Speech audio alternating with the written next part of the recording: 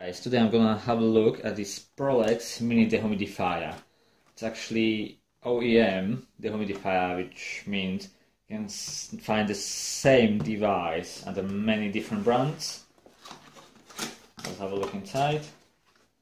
Got the power lid here on the top.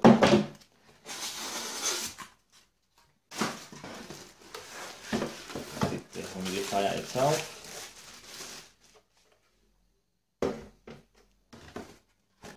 And the manual as well. So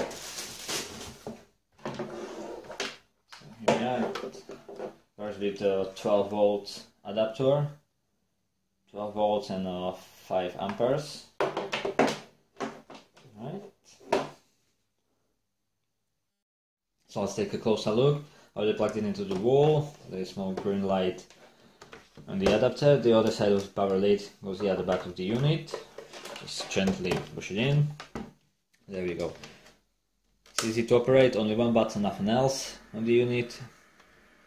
There is small green light that comes on. The machine is working straight away. Right, this dehumidifier is using Peltier technology, which means it's a really easy way how to extract the moisture out of the air. It's not very powerful. It's good for like motorhomes, caravans, wardrobes, or really small tiny rooms. But on the other side, it's really cheap to operate. It has about 20 watts of power consumption, so you can let it run 24/7. It also has automatic cut off function when the water tank is full. There is small red light as well. When the water tank is full, it will become red.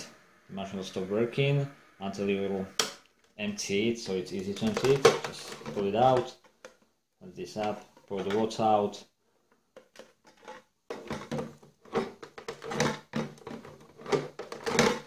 Push it back. There we go. Go on. There is also the small washable filter on the top of the unit. It has it can extract up to 300 ml of water per day, so it's really good for only small places. But on the other side, it's very quiet.